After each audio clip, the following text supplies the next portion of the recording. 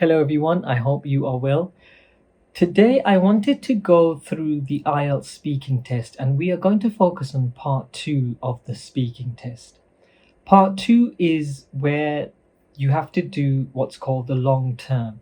You will need to speak for 4 to 5 minutes on a specific topic that's given to you on a prompt card by the examiner.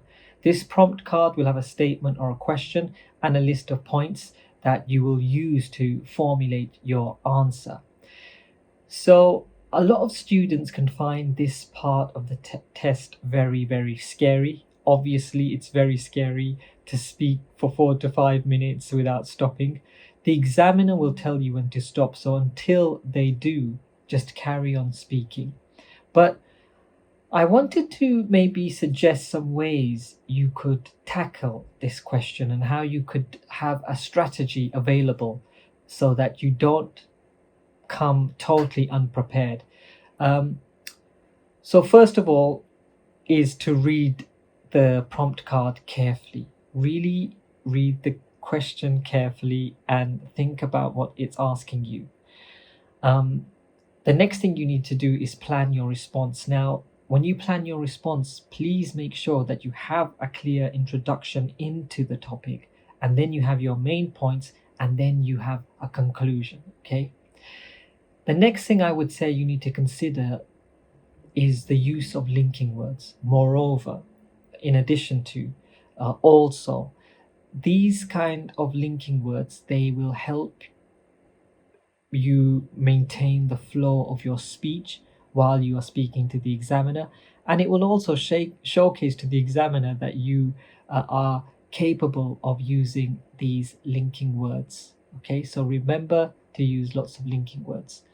um, the other thing is try to embellish or provide detailed information in your response. Okay, it will help you to draw out this part of the exam, because what happens is students tend to freeze up and they become really, really nervous, and then they don't know what to say. But if you speak in a measured and calm tone, you will be able to include lots of details and also take up the time that you need or the time that is given to you without thinking that you're going to run out.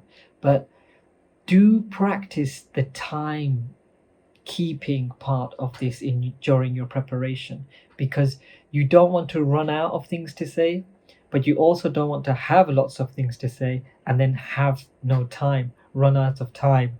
That will be very frustrating for you, because you will have things that you would have said and you may live to regret it later on. um, Make sure that your response is confident and natural. And the way you can keep the response natural is really, really try to speak about something you know, speak about an experience that you know, depending on the question, obviously. But these questions are mostly general. So they might ask you about a holiday you've been to, or the last movie you watched, or the last place you went to visit, or one of these questions. But try to keep your response natural. Don't try to fake it too much, or don't try to totally make up something from your imagination, because that just will add unnecessary pressure. So try to stay with something you are familiar with.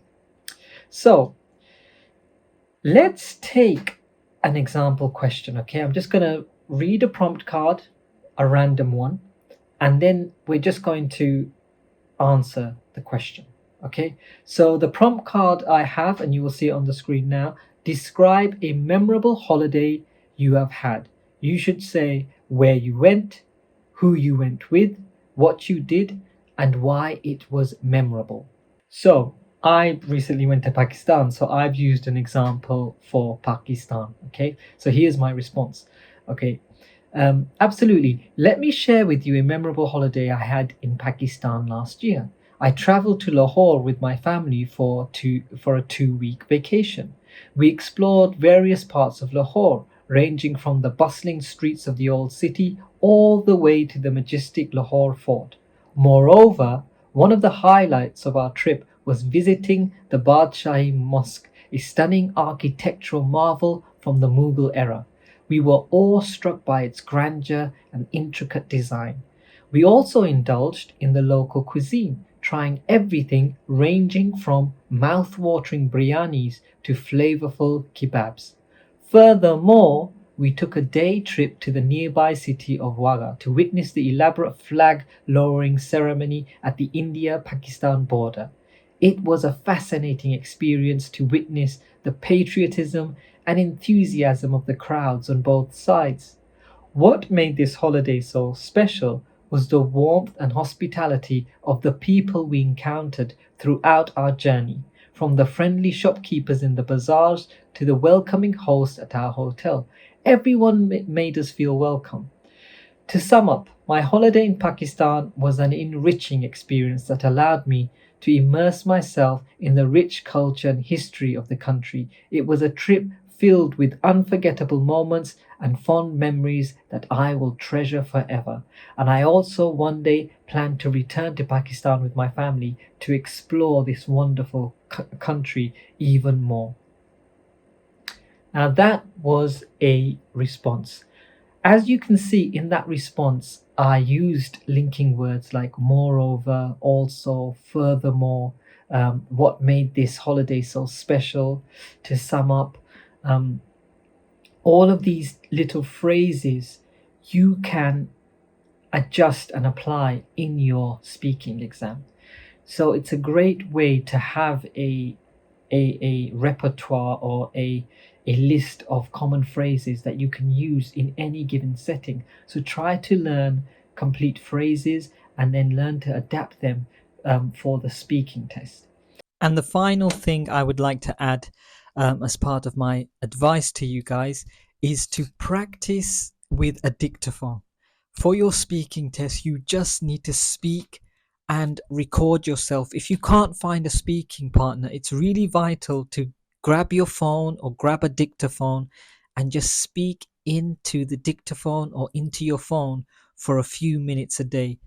Honestly, this will do wonders for your speaking. Then listen to yourself and think, oh, was I pausing here? Was I hesitating here? Could I have said this phrase in a better way? How can I say this phrase in a better way? And as you build up this list or this inventory of mistakes that you will hear in your own speaking, you will be able to rectify and correct them immediately. So stay prepared. Preparation is the key for fluency. Always remember that. I tell my students, preparation is the key to fluency. Anyway, I hope that was helpful. If you have any questions about the IELTS speaking exam, if you need any tips, any hints, then please do drop us a comment. Let us know if you've recently taken your IELTS exam, your speaking exam, your IELTS test as a whole, and let us know what was the hardest part of the exam. For now, goodbye. Don't forget to like, share, and subscribe.